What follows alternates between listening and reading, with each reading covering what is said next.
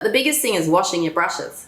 So you've just got to get a bit of practice with washing your brushes so you're quick at it, quick but thorough. Because I see beginners just going in the water bucket, they're going swirl, swirl, swirl, swirl, swirl like this. That doesn't get a brush clean. Just swirling a little whirlpool in your little water pot, just going round and round like that, doesn't get the brush clean. The paint is all clogged up inside the bristles up here, really close to the ferrule. This is the ferrule here.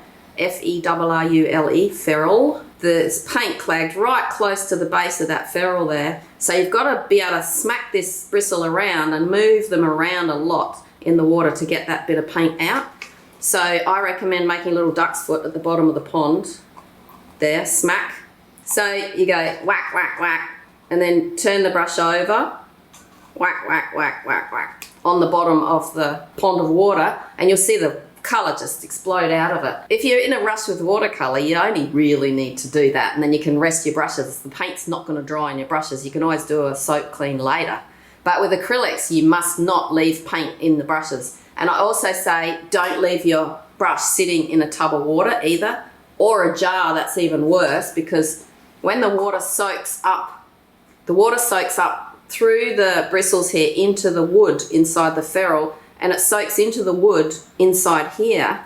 And what happens is the beautiful solid enamel that they paint on here, the wood inside swells up and it cracks your paint all along there. As soon as that paint's cracked, the water seeps in underneath the paint. These bits of paint just flake off. I did it to 2 brushes early on in my career, and I said never again, because they were really nice brushes, and now holding them is horrible because it's got half paint, half wood.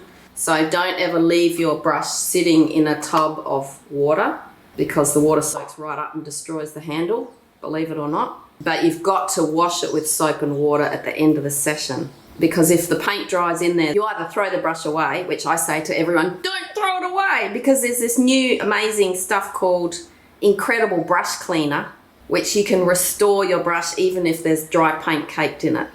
It's amazing stuff. I keep a bottle in the dojo, I keep a bottle in my studio. There's been times when I have to rush away from the end of a painting session and leave my brushes because I was due in a class or something. I accidentally left my brushes there and they dried, and some of my best, biggest, most expensive brushes had paint clagged in them. I thought, I'm gonna have to throw away 20 brushes, but I managed to save 19 out of the 20. With that amazing, incredible brush cleaner is the name of it. It sounds stupid, like you go, oh yeah, sure, that's just marketing. But it actually does work, believe it or not. So don't throw away brushes that have got dry paint.